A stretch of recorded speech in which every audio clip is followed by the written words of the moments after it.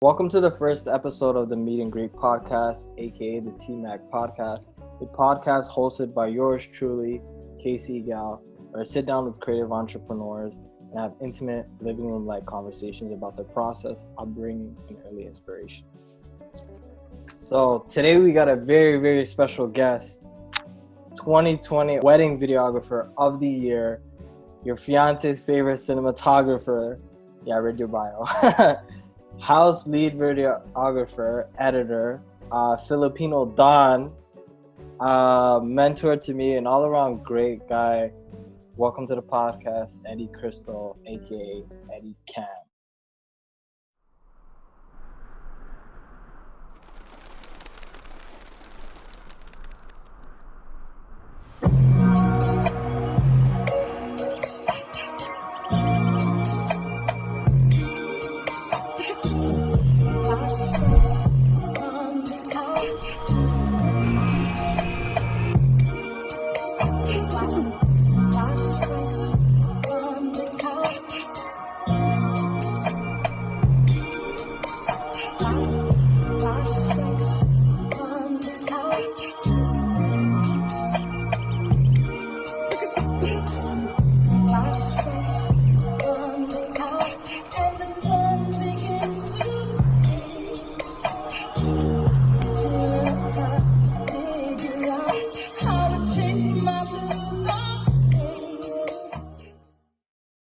Even feel comfortable like walking into a Chanel store to now being able to like buy it, but nevertheless like sit with the people that make it, you know, and founded it.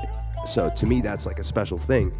But all this energy I'm really saying is like people are watching. You just have to like do it. Telekinetically, psychically locked. You have the luxury of making stuff, and then when you're starting to share it and look at it objectively, that's when you start to understand more about yourself. As a creative, what are some of the obstacles that you face and how did you overcome them? Man, a bunch of them. There's always new hurdles, but I feel like at the same time, if it's not getting harder, then something's wrong. You know what I'm saying? Yeah. So I feel like it gets hard. It gets real hard every time before it gets good. Thank you, sir. Thank you, sir. I appreciate you having me on here as your first guest. I'm honored. I figured like you'd have someone even bigger on your first episode, but shout out to you for asking me to be on your first episode of your podcast and to many more, Appreciate it, man. We gotta keep it close to the family, keep it close. But how's everything, man? How you doing? It's good. It's good, man. Just trying to survive this pandemic, not trying to catch the Rona, staying safe, staying inside, only leaving when I need to. But yeah, like things have been just kind of in a standstill, like terms of like shooting wise, but like I'm sure it's the same for you. Mm-hmm. But like, yeah, how you been, man? I haven't talked to you since the last house, like Ahmed and Lamar panel, Yeah, it's been what? That was in February, I think, right? Yeah, that's crazy, man. Like time's flying. It's crazy, yeah. Yeah, I've been good, man. Just trying to keep sane, and the thing is with me is that I've always pushed back personal projects like this podcast, and I always say I'll do it later in the summertime and all, but now I'm like, Right. It's a perfect time where like I can just bring people together and like everybody got more time now, so it's like, we gotta get to something. We gotta do something. Agreed. Like now's the time to either get better or work on something that you've been wanting to work on, or learn new things and things like that. Like, I'm working on some couple side projects and learning a few things. Like, what have you been like working on or learning, like since? I just been I think the first thing is I just been taking like my YouTube very consistent, like going full on. I know that like all my other projects are like dead at this point, so it's all my personal projects from like this podcast, my YouTube, just building my personal brand instead of my Right. like media brand in a way. You know what I mean? Right. So just focusing on that, it's been great. And just being keeping busy. That's like the hardest part, because like I feel like I get like boredom is such a like, it's like for me, I think that boredom is such a big deal, but then it's like, there's people in the world like that are going through way worse right now, so I shouldn't be complaining. So just trying to keep busy, trying to learn YouTube. Yeah, man. That's good, man. I see you. I see you posting consistently on your YouTube, so that's good, man. Trying, bro. I'm trying. The first thing I wanted to get into is like, what got you into like filmmaking, like in like early childhood? You know, how was it like in a Filipino household? What got me into just like shooting was um in high school. So there was this program called Computer Technologies or Comtech, and I think I was in there like grade 10, 11, all the way to like OAC, which is like grade 13 that they had at the time. And yeah, one of our projects was all right, like, you know, they taught us how to the basics of like shooting, importing your footage and cutting it, and that's it. Like simple like cuts. Like, and they're like, okay, now make a project, like it's gonna be worth like 30% of your mark, and yeah, go for it. So like everyone, like once the teacher said that, everyone's like shooting their ideas, and all the teachers like, oh, that's a good idea, that's a good idea. He Yeah. goes, Eddie, what about you? I'm like, oh, I'm gonna shoot like a hip hop video, like a documentary, like the four elements of hip hop. And he goes, oh, like that's been done before, and everyone's failed before that, before you, you know, everyone's that tried before you like failed. So like, you know, maybe try something different. I go, no, like the way I have a vision, right? So like the way that he knocked me down, like my teacher, kind of added fuel to the fire. So like I shot the video, like I did the four elements of hip hop, like battling, MCing, b-boying, and DJ and graffiti. And then like I was the first to present, and I made it to a point to my teacher, like, yo, I have to present first because I want to show you like what I produced. You know what I mean? Yeah, you're improving. So then like, yeah, so everyone like gave me like a standing clapping ovation like after my presentation, after the video. And like he apologized in front of everybody, like to me, like, yo, I'm sorry I doubted you. Can I use your video in like next semester and show it to like future students? I was like, yeah, for sure, you know. So like after that, like I got hooked from there, you know. It was like game over, you know. That's it. That's I it. feel like that I have like a very similar story to that, but Yeah. it's great that it's like some like a lot of times in life we have great ideas where you think it's like the dopest ideas and like people just like turn it down, but when they see the results, that's when they come back around and like, you know, support you. So that's Yeah, like, you know, because like your vision is different. Like you might try to explain it to someone and they might not see it the way you see it. mhm. So like, you know, it's like wait till you see like what I come up with, and then, you know, critique it, right? So how did that, for example, like how did that like after you made that presentation and everything, like how was that like feeling, and how did people act around you in high school like after that? Like um more or less like as I was producing the video, like I was shooting it, I was running around school talking to MCs, talking to DJs, like going all the way to Scarborough. And I lived at Etobicoke. I went to Michael Power at that time, and I rode the train from like Kipling all the way to like Kennedy Station, and they have that one spot as you approach Kennedy Station was pure graffiti walls. Because at yeah. that time I didn't know there was graffiti alley, so I had to go all the way to Kennedy Station and just kind of shoot B-roll of like the graffiti walls. Jeez. And I was just doing random interviews with students, teachers, talking about like the influence of hip hop and the culture, things like that. So going back to your question, people saw me what I was doing, and they would come into the editing suite and see like how it was like progressing. Mm-hmm. And one guy was kind of had the same concept, and he was editing right beside me. And this is when we had like the huge like tube max, you know, the colorful tube max. Yeah. I was editing on those and like using like a high HD like camcorder where you needed a firewire to like import your footage. But yeah, like people would be like, yo, like the guy who was editing beside me was like, yo, man, like you're gonna kill it. Like just seeing like half of your footage is like, man, it's game over. I was like, yo, respect, you know. And like this is a partner project. And I Yeah. didn't mind that my partner didn't do anything, because like I just wanted to just kill it because my teacher doubted me, and I was like, yo, I have this idea. I need to let it come to fruition, and just, you know, just kill it, you know. So Yeah, so you're like, all right, that's it. I'm taking one for the team. yeah. So like only a few people that have been following me were like, yo, like you're dope at this. Like you should like get into this. But like it was like my last year, and when I realized I wanted to get into it, I was like, yo, I kind of want to get into it. And we did a field trip to Sheridan, and Sheridan's like one of the top schools at the time for like animation, video production, things like that. And my teacher's like, man, like you kill your project, you have talent, but it's already late in the game. Like everyone already submitted their submissions to schools, people got accepted, like you'd have to take a year off. And I said, I can't take a year off. Like my parents would kill me, having Asian parents, like you can't take a year off. So I just went to something random, like I think it was like computer programming. I ended up dropping out like half a semester after that. So Yeah. Every time like I meet a photographer, videographer, anybody, I always ask them this question: what was your first camera? Like that you bought, not that someone like gave you, like you bought with your own hard work money. oh man, I think it was like a Canon, one of the first Canon Rebels. It was like not even the T2i. It was like those commercial ones that I bought off like, Yeah. I think it was still Radio Shack before. It was called Radio Shack before it turned into a Before Source. the TTI. Yeah.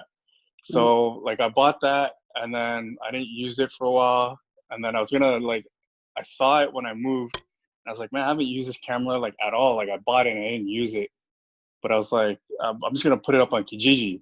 But before I put it up, I started playing around with it and started shooting like little stuff, and didn't even shoot 60 frames. It just shot like 30 frames tops. But I was just learning how to use it, kind of refreshing my memory on like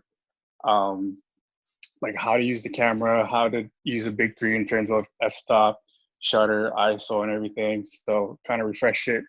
Hit up YouTube University for like a few weeks. University, man.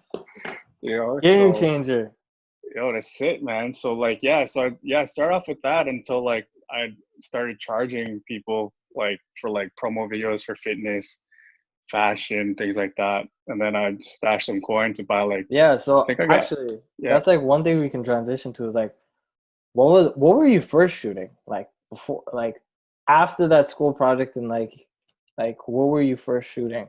I'm curious to like know that. To be honest, it was like I was like heavy into fitness at the time, so I was shooting a lot of fitness videos. So I would shoot like my gym's like videos. I'd shoot like my own videos, like of me, my boys working out. Until someone was like, "Yo, like, how much is it to shoot like a promo video? Like, I'm a personal trainer." I was like, I don't know, like $50. I didn't know how to charge at the time.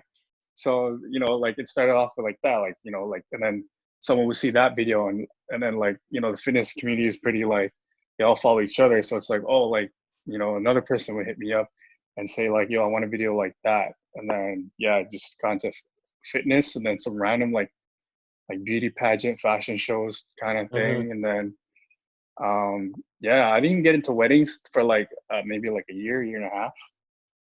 So a year after that, let's say like let's transition over to like, because you're like I always tell people, yo, this guy's like literally the GOAT of like wedding videography. When I'm getting married, I know who to call. If anybody asks me, yo, I'm getting married, video guy, I know Eddie's the guy. But when did you start like getting into like weddings and like, transitioning over to that other than like your fitness stuff? Maybe like three and a half years ago. So I didn't even think about shooting weddings, like I didn't even know, like when I think of weddings at that time, like 3-4 years ago, it wasn't that popular for videos, because like when I thought of wedding videos, I would think of just like an old man with a tripod and like a big camcorder and just hits record, and like everyone watches like an hour, 2-hour long video. It's not cut, like minimal transitions, like minimal cuts, 100%. whatever, right? All my siblings at weddings is like that. But it's that was a time back then, right? But now, like, it's different times, like, video production is like evolving. So like, someone was like, I forgot who it was, but a lady was like, yo, you should try shooting wedding videos. And I was like, I don't know what, like, I know weddings, I've been to weddings, like I know how it goes, but I don't know one thing about shooting weddings. So here I go again. I enrolled into YouTube University, followed a few wedding videography channels, and like studied that for like a few weeks until like I would like shoot, like I would shoot on the side until I would like get like camera equipment, like audio equipment, because I had the camera gear, I had a little bit of lighting, but I didn't have the audio, and I knew audio was key to Super, like a super wedding, key. you Super know. key. So I was like, I don't have audio, so let me stash some coin and like buy like a piece of audio gear that I can use to like you know, like capture like the speeches and like the vows and like the letter readings and things like that. So yeah, like I got into it. Like actually, I posted like an ad on Kijiji, which is like a dope tip for like beginners. Cause Listen to this, guys. Write this down. yeah, like I put an ad like you know, like cheap wedding videographer, you know, like looking to build portfolio.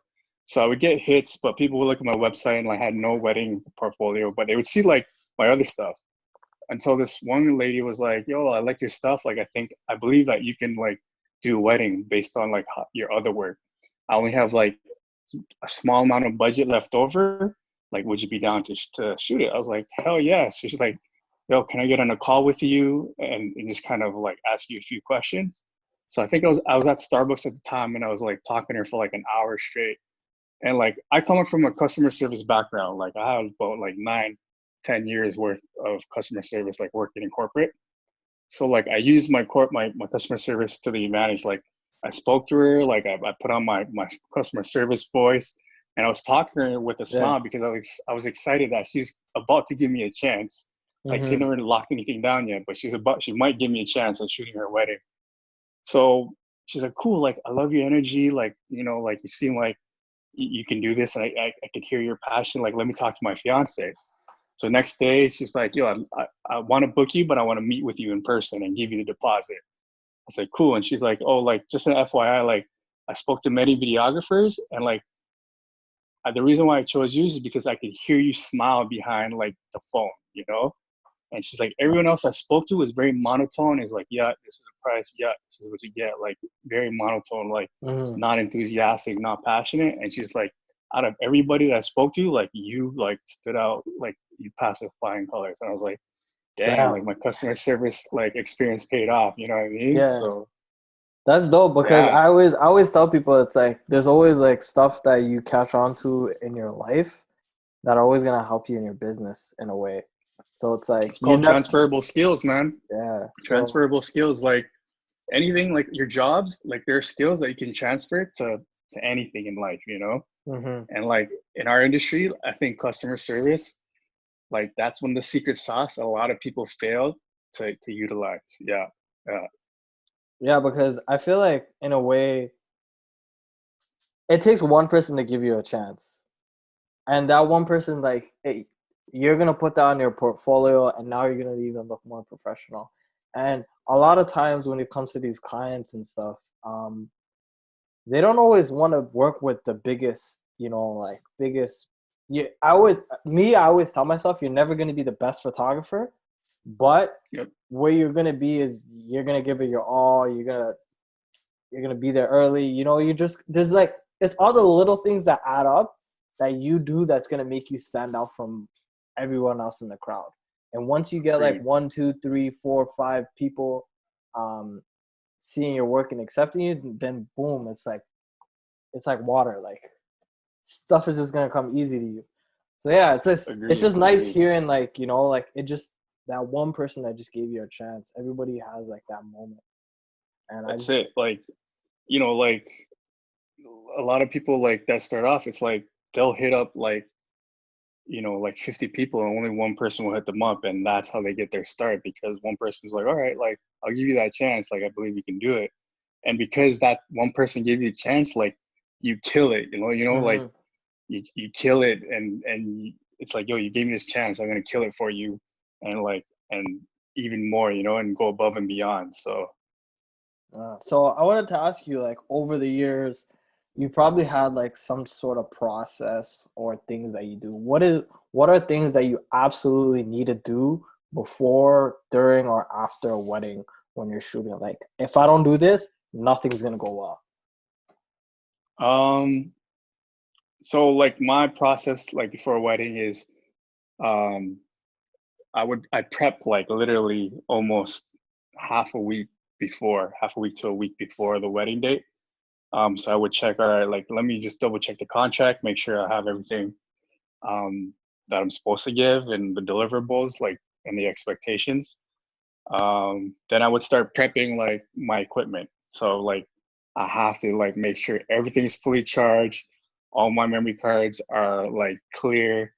Just because like it's like warm up for us. So like you wanna make sure that all that stuff is on point, because like if you go on the field and you shoot and all your batteries are low, like you that's gonna give you tough times, man. So like I want to make sure like I can last throughout the whole 8 to 12, 14-hour day without any technical difficulties, right? So I want to make sure all my gear is on point. I want to make sure I pick the right lenses. I research, all right, where's the venue? Where's the area? So I make sure like my Google Maps are like on my GPS or on my phone. So like I know logistically like where I'm supposed to go. Also, I asked for like an itinerary of like what, like from the bride to be like, all right, I'm supposed to be here at this time and ceremonies at that time and receptions at this time, this location. So I want to make sure I'm in the right places, right time, and not late. I always try to be early, even super early, to a point where I'm bored because I'm super early. You know what I mean? But I'd rather be early and shoot some B-roll or even do some interviews or things like that than coming in late and miss a few things. So I want to make sure that's my process. And then after, like I have to dump the footage after. So like I get home. This is just like a crucial, like, you mess this up, it's over. Like I have to. Sometimes I dump the footage like during the reception. So like I'm dumping as I'm going, like throughout the day. So I'm dumping, especially if I give raw videos to the clients. I'm dumping the footage. As I'm dumping the footage for them, I'm dumping the footage for me. So when I get home, I don't really have to dump it. I will dump it when I get home to another drive, to a backup drive, because you want to back it up at least 2 to 3 times. Like 100%, yeah. Yeah. And for video, it's way worse than photos. Oh my! You take a 5-minute video, and it takes up a whole. Like, I respect you guys way more just because of that. I was like, yo, like I can. When you're a photographer, like a 2 terabyte hard drive can last you probably a whole year. Yeah. Yeah, you're good on photos. Yeah. Video, you're probably good for a month. Yeah, man, I go through so many drives. Like in this thing, like I got like 8 drives in there. So I invested in like a network attached system drive, a NAS drive.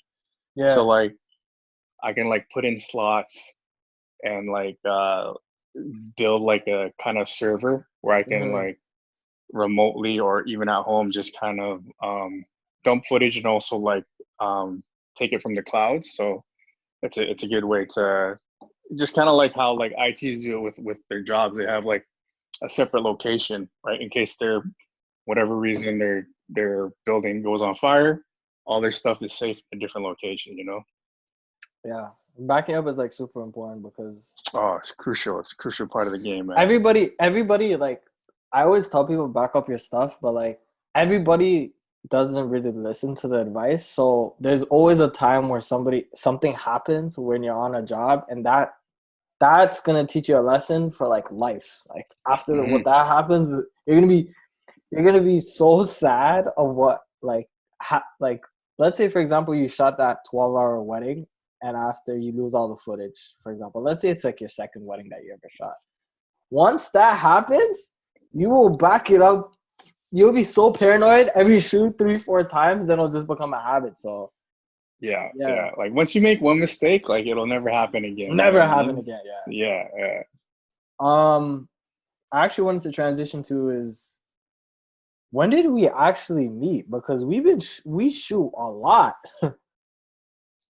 I think I met you the first time at like I think it was like a BMO corporate event. It wasn't even at a house. Yeah. It was at the BMO corporate event. That's exactly what I meant. Yeah, Mark Valena all hired me, you, and I don't know if Mark hired you, but it's Eddie.Cam. Yeah. So that was the first time I met you, and then literally maybe like a week or two or whatever A week or after, two later, yeah. it was like then we bumped into each other at a house. Yeah, so it just to like, if you guys are just tuning in, Eddie is the lead videographer and editor for House. So he does like 99% of the stuff for video for House, other than like if he's booked for a wedding, it's the other Eddie or like some other people. But man, like the stuff you do for House, that's actually like what I wanted to transition to, is that we know that you're the sickest wedding videographer, but people don't even know like how versatile you are.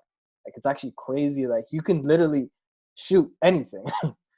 And that's like for the House stuff, like people don't know, like I'm gonna put up on the screens like some of my favorite work is like your Safdie brothers and the Ruigi one that you did. Like it's just like, I don't know, like when I see your edits, it's just like, it's crazy. Like this guy's a wedding videographer and editor, but like when you see like your House stuff, it looks so dope. You're like, you never think that a wedding guy did this. Even though I'm not trying to put you in a box or anything, because I know like we shoot like different stuff all the time, but I'm just like a regular person seeing your account being like, hey, he did this too? Oh snap. So just talk about like how, like, what's your approach to like all your House stuff and how it is.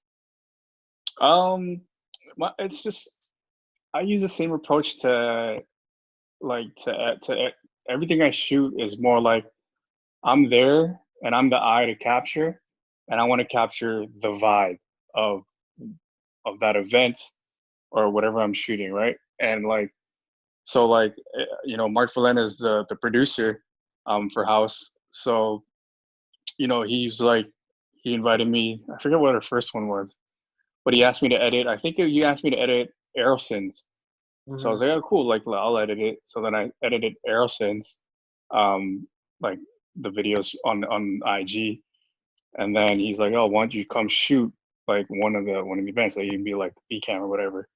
So I think which one was the first one that we shot? I think it was, I forget what it was, man. We've done so many. Was it Metro Boomin or there's someone before that? Is it Strange Loops? Could be Strange Loops. I don't remember, but it's one of those, Metro or Strange Loops. I think that was the first one. Yeah. Oh, yeah, something like that. Yeah, mm-hmm. But yeah, I guess he was like, yeah, come shoot it. And then after I shot, he's like, oh, you want to edit it too? I was like, all right, cool, I'll edit it. So then like, I remember bumping into you to that. I was like, I remember walking into the room like, I'm like, yo, Eddie. Yeah. Like, yo, what you saying, bro? I know, right? I was like, yo, I remember you from B-Mode, man, So, so like my approach is basically like I capture it. Like Mark sends me a reference of how it should look like or what they want it to look like. So I was like, all right, cool. And ever since then, I've been following the format. Sometimes I'll switch it up, like the Safdie Bros. That's the Safdie Bros. When I seen that, I'm like, bro, I love the fact that you switched it up on that. Like I was like, and the game, you added like a film vibe to it. I was like, bro, this guy just killed it. It's funny enough, like I came into the edit like because I'm like, yo, these guys are in the film industry. They talked about film. They talked about like, being cinephiles and things like that. So I'm like, yo, I have to make this filmic, So I made it filmic, but I totally forgot to make it like the House style. The typical House style, the different tiles and things like that. So when I sent like the first cut to Mark, I didn't hear nothing back. So I was like, man, like, like usually I get revisions or notes, but I was like, I messaged him right after I sent like first cut. And I was like, yo, I totally forgot to make it like the House style. He goes, yo, it's all good, man. Like, it's all good, right? But yeah, the first cut ended up being like the final cut, I think. And like the next panel, you're like, yo, that Safdie cut you did was dope. And I was like, yo, it was my favorite. Personally, out of all the House stuff that you did, I was like, bro, like, because it was so different in a way, but the way that you added like the film vibe to it, it like matched the mood. So people are really, and that's what I want to do. And like people are not really looking at, all right, let's see like the tiles and stuff. People are more looking like, it matched the story behind the video, which is dope. Yeah. What was your favorite house project, actually? My favorite house project, like as a fan, probably Ruigi and Kid Studio. And like in terms of like shooting it and cutting it, probably Ruigi would be like my number one. Only because like that was like my first flying the ship solo, like doing from shooting like setup to post production, because that was the first time Mark wasn't there to babysit me. You know what I mean? Like he was like, yo, like, you know, make sure you set up like, you know, the 2-point like there's lighting because there's gonna be an interview. So I was nervous as hell. Like I was sweating, setting it up, making sure like all the lighting and the camera was on point. And I asked like Jacob and Prince for the first time to come shoot and help me and help out. Shout out to the so I was nervous, you know, I was nervous. So like, you know, we set everything up for the interview, and then all right, the panel starts. So panel starts, cool, we're shooting. And Ahmed's like, yo, like let's go do the interview. So we do the interview. So I'm thinking I'm done. After the interview, I'm like, all right, cool, we're done, right? And then Ahmed's like, yo, we're gonna go give Luigi the tour, like Mike at least mic me up, and then like follow us around. And I was not expecting that. I was like, oh fuck, like I'm totally not prepared for this shit, right? So then like I'm sending Jacob to like follow the guys out while I try to like get the audio situated, like mic up like Ahmed and whatever. I didn't get like the chance to monitor it because he's like, yo, let's go, we gotta go. I'm gonna go like, you know, show him around and then like kind of do the after party. It's like, dang, but like, yeah, we did that. Like you were there, we followed them around, like we showed them the spots, the studios, like we went to the top floor and everything. And then, yeah, like that was probably my favorite one, just because like we got to hear like Ahmed, Lamar, and Ruigi just chop it up, you know, and like it was very unfiltered, very unfiltered, very intimate, like very intimate. You know, like it's something that I always look back and that one's always gonna go down in history. And for me, like you learned it pretty quickly when it comes to like house stuff. It's very hands on, it's very quickly, and it's very organic. Things are not really planned. Yeah, and that's why that panel and that guest like holds like top spot for me, just because like it was very like freestyle, and he was like one of the only ones that stayed after and chilled out. And then after the after party, like he stayed back and like he kicked it with Lamar and Ahmed, and they kicked it for like a little bit, and you know, and they talked about some good gems and experience they had and things like that. And I was like, yo, this is what like if people like this will like, I wish people had like, we had a live stream for people watching, because like that those stuff aside from the panel, like that stuff like in the studio, like the recording studio, like what they talked about there was sick, you know. And I was like, man, I'm gonna throw a couple photos of that. Yeah. I think I have them actually shot on film, so I didn't even want to shoot digital, because it's one of those things where it was so intimate, and it was so. We were in the studio for like maybe an hour, so I was like, yo, like, I don't even want to shoot this on digital, because sometimes digital doesn't even give it justice. So I just shot the whole thing on film. So if you guys have probably seen this, where I'm throwing up a couple photos. We can't be throwing up the video, but whenever it comes up, whenever that part comes out, you'll see it. Yeah. It was dope, man. I was like, man. And when Mark was like, yo, how'd it go? I was like, it was good, but like, that after part like threw me, like that was the biggest curveball I've had like in like my shooting career, probably, because it's just like I was not expecting it. I was thinking, all right, cool, that was smooth sailing. Like my first like house shoot solo without Mark. Like Mark's the producer. He's like, all right, you know, come like, here, like do that. Easy. Yeah, and I was just like, all right, like I was in charge. So like if I fucked it up, it was on me, you know. Like, you know, they'd probably be like, yo, like, Mark, who is this kid? Like, this guy doesn't know what he's doing, you know? But, like, thankfully, like, I grinded it out and just kind of, like, went with the flow, so. Now it's like, you just go with the flow. You're like, I'm expecting everything to come at me.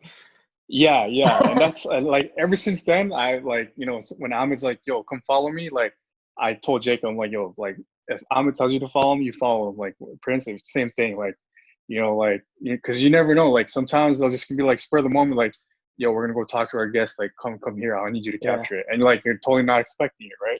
Well, those are the best footage sometimes, man. The best of the best. Yeah. I actually wanted to talk about I don't think it's underrated, but for me, I think it's the most underrated because you probably didn't talk about it too much. But the Canadian women's team qualifying recap video. That video was crazy. Cause I remember seeing. I was like, "Oh, this guy's out of the country." I'm like, I swear we had to shoot like, I swear we had like some house event to do like in like 5 days after that, and I seen that. So just talk about like that video and like how I felt in the ambiance, you know? Yeah, like again, like we shot like I think we shot like on a Wednesday, like the house event, and then like Mark hit me up a couple days after. He's like, "Yo, like, would you be down to go to Belgium?" I'm like, Belgium? Like, what's in Belgium? Because like prior to that, we like maybe like early that week, we shot like the OVO Team Canada jersey like collaboration. So then I thought, all right, cool. Like we shot that. That's cool. We're done. He hits me up. He's like, "Yo, would you be down to go to Belgium?" I was like, "Belgium? What's up, Belgium?" He goes, "Yo, Team Canada." I was like, "Well, let me know when, and I can kind of make arrangements." So we made arrangements, and like we got flown out. Me, Mark, and Edison flew out to Belgium. We captured like the games, kind of like some practices, things like that. So yeah, I was there for like pretty much a week and just following them around, documenting, and just kind of cutting videos like right after practices and after games, and they would post it on their Instagram and stuff. So That's you know, dope. like yeah, it was pretty dope, man. Like just to it was like that Olympic atmosphere because they were qualifying for the Olympics, you know, like Yeah. so like I'm like, man, this is dope. Sadly, Like, it got pushed back. yeah, you know, but like if qualifiers are like that, like I could just imagine like how like Olympics would be, you know. Please tell me you had some waffles and fries right out there. Oh hell yeah! You know I had waffles and fries and freaking the chocolates and and like you know like I can't have any Belgian waffles like anywhere else. I go to Dimitri's, I was like, yo, this Nah, tastes like it's not the cardboard. same, man, It's bro. not the same, man. Not the same. Not the same. People like the waffles probably the most famous thing that they have, but people underrate the fries and the chocolate. The fries is crazy, man. Like at the dome where they played at, they had like this food truck and they sold like waffles and they sold the fries and like during halftime or after game, like I had to hit that up, man. Like You're it's like, so bro, good, man. I'm about to eat like crap for the next week, but it is Trust what me, it man. is. You know, we're in Belgium. But yo, when in Rome or at that time when in Belgium, man, like you had to do it, man. So But how's like the weather out there? Like I'm pretty sure it is cold out there, right? yeah, it was pretty like when we were there, it was pretty good, man. Like it was a little windy, couple rainy days, but other than that, like I know back home, like a couple of days it was snowing. I would see people's stories and it's like snowing. I'm like, it's nice here, man. Like it's warm enough where I could wear like a light jacket and just kind of chill out, you know, walk around. Like I scooted around a little bit with those e-scooters. Yeah. So I scooted around a little bit, kind of like went sightseeing. Like I was there because Mark and Edison went for like the first like few days. Yeah. And then I came like in the middle, so we spent like a couple of days together, and then I finished off the last leg without them. So, you know, but yeah, it was dope, man. Good experience. Like shout out to Mark. Mark's always hooking me up with a lot of gigs and like, you know. Mark is the GOAT. But He is, man. Did you like how was like your French? Like you try oui out there, you know? No, like I didn't encounter a lot of French speaking people. Like I think they were speaking like was it Dutch? Like Really? I think Dutch and like what was their language like? German I said or Belgium something? was French. Yeah, they do speak, but they have like 4 languages, right? Oh snap! But like I didn't bump into like any French speaking person. But Yeah. I don't speak French anyway. Like man, I haven't tried speaking French in a long time. You were probably forced in like high school. You did that grade 9 and you're like, I'm done with this. Yeah. After grade 10, I was like, yo, it's not mandatory. I'm not taking it. Yeah. But what would like you as a videographer and editor and just like overall creative, you've had you definitely have a successful business and you have grown it to a point where you can have all these opportunities. What advice would you give to somebody just starting out today? If they're just starting out today, like my advice is just to keep shooting, you know, and you might look up to certain people, other creators might inspire you, but don't compare yourself to those people. Like, don't try to be like them. Yeah, take away some things and kind of make it your own, but find your own style. Like, find what you like to shoot and just keep shooting, you know. Whether it's paid or not, like, just keep shooting, because like that's how you're gonna get better, you know. Like, The it's money's just gonna like come basketball. eventually. I always tell people. Yeah, like, yeah, you might get lucky and you might get one gig and that might go to your head and be like, yo, I shot like one wedding, like now I could not have to charge for everything. It's like, no, like, build your portfolio, keep shooting, because you never know who's watching, you know. As your skills get better, people will notice. People, you know, people that you don't think is watching will hit you up and be like, yo, I've been watching you for a while, I like your stuff, like, you know, I have a gig for you. And that's how it starts, right? Mm-hmm. And that's how how I got like connected with Mark with his Rise Tribe. Like, I shot their Yeah. Nike Air Force One event for free. You know, like, they're like, 100%. oh, we're looking for a videographer, like, comment, like, DM us. So I DM, or I put in my comment, and I got chosen. I brought my camera. I didn't know Abby at the time. I didn't know Mark at the time. I just went in there thinking, okay, let me shoot some content and cut something for them, right? So Mark introduced me, not knowing who he was. Abby, I met Abby, and Mark's like, yo, like, we have a special guest coming. Can you, can you follow us around and capture that? I was like, yeah, cool. Just let me know. So sure enough, it's like Masai Ujiri comes in and like comes with his family and he comes support, right? So I'm following them around and shooting stuff, trying to be a fly on the wall, not be invasive. I went home, I cut it real quick and I sent it to them. They're like, the fuck? Like, you got it done already? I was like, yeah, man, like, this is what I do, you know? So like, yeah. And then Mark was like, yo, like, that's dope. Like, I could use someone like you. And I was like, all right. And I saw, like, I look at his email and his signature is like MLSC. I was like, oh shoot, this guy works for MLSC. So Yeah. then he asked me, he goes, yo, let's hop on a call. Like, you know, so we hop on a call. He goes, yo, would you be down to shoot? Like, you know, whenever we need you. I was like, hell yeah. Like, you know, for me to get a chance to shoot for like Raptors, like Argos, TFC, like whatever, right? Like anything MLSC, like, yeah, that was dope. And then, you know, that also led me to House. Like, Mark was working for House and like he was like, Mark's like, all right, you want to shoot for House? I was like, yo, whatever, you know. I'll So take also, I that. mean, like, yeah, just keep shooting, like, you know, like, always be humble, like, always like be like a worker bee in your Yeah. own space, because you never know who's gonna watch, like, who's watching you, and like who you're gonna connect with. Because, Mm-hmm. you know, if you think you're too big, like you're like the best music video, um, you know, like, producer, or like the best photographer or the best videographer, like, no one's ever gonna be the best. Like, you know, be the best that you can be, because like if you try to be like always shoot for the stars, but like, you know, be the best you can be, because like we all can't be the best. We're all in the same field, but like we all do something different that no one else can do.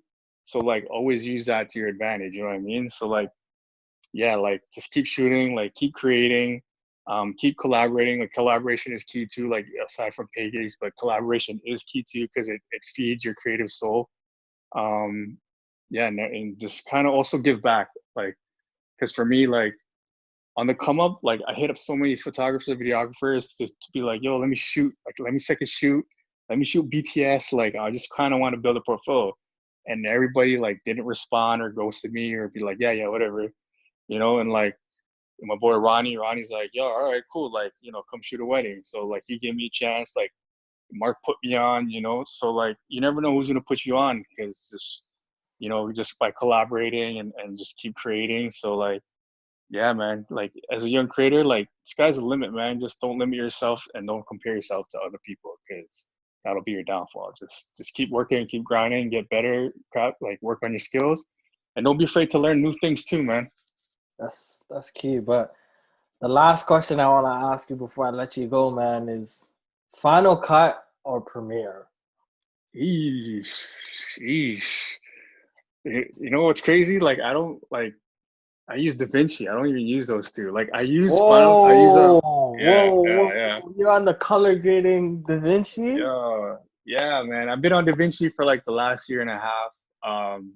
Like I like Premiere. It's too buggy for me. Like I use Premiere for like corporate stuff, sometimes for house stuff. But yeah, like aside, but anything else, like if it's not corporate or house, it's literally all crazy. DaVinci. There's so many people, like I would say a good 70% of the videographers that I know are switching to DaVinci.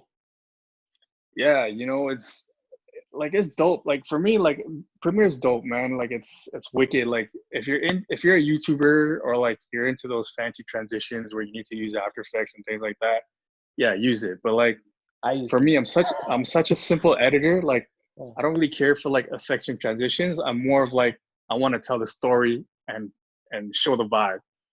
You know, sometimes like there are weddings where people loved it, and I'm like, you know what's crazy? I didn't use no transitions. I didn't use no cross dissolves, no nothing. Like I just use simple cuts. You know, like I feel like simple cuts is the best because when I used to like cross transitions in the Sam Calder, crazy stuff. But then I'm like, and that was cool in like 2014, but now like 2020, that's like super corny, I believe. No, I agree. And I was that videographer. I was that videographer at one point. I was like, people loved it, but I'm like, they would get hype, and then it was like that was it. But I'm just like, man, it did nothing for me. It's like that video sucked because I just threw in transitions and effects, and it's shitty, you know. But you love that effects. You love that. And I started I started focusing on story, man. Once you start focusing on story, like people won't even notice that you're using like no effects or little effects or whatever, right? So if you focus on story, just like when you watch you watch a good movie, like there's no crazy transitions, there's no like crazy effects. Like the story is what catches you. Look at the Safdie brothers movies, like they're super simple. They're super simple. Yeah, man. Like they'll use like one or two effects, which is like crazy, like the intro effect. Where it went from the gem into the surgery. I was like, yo, that's nuts. If you guys haven't seen Uncut Gems, like you've seen at the premiere, actually. I actually couldn't come to that. Oh yeah? I was surprised you weren't there, man. I was actually like I was this close to coming, but like I had something come up with like I had to go to like someone's birthday party or something, and I was like, yeah, I'm not like I can watch this movie, but like they can have another birthday, but it was somebody that was close to me, so I'm like, yo, I'm gonna just It's all good, yo. It was a good experience, man. Like that was like my first like TIFF like event coverage. Like it would have been dope if Abel went on the red carpet and because I captured like Adam Sandler and all the other actors and actresses on there. They were hitting the red carpet, but I heard KG's a funny guy, man. Yeah. He is, man. He's a real dude. He is, man. So where could people find your socials, man? You can find me on Eddie.Cam, EDDIE.CAM. On Instagram. I'm mainly on Instagram, but you can check out my work on Eddie.Cristobal videography.com. But yeah, you just search for me, Eddie Cristobal or Eddie.Cam. I'm gonna link down below for the YouTube people, all his socials in the description. And if you're listening to this on any other platform, I'll link it down below. But thanks, guys, for listening to the first episode of the T-Mag podcast, also known as the Meet and Greet podcast. And thanks to Eddie for being my first guest ever on this podcast. Yo, thank you for having me. I appreciate you, man. Hopefully we get to do this again, but in person. In person, yeah. Have that podcast set up, Yeah, the literally the worst part about this is like I wanted to have like the sickest quality and everything and like the setup but yeah, man, tough times we're in. But yo, we're gonna stay strong, stay safe, stay comfortable at home, keep the family close, and Eddie, I'll see you next time. Cool, take it easy, peace.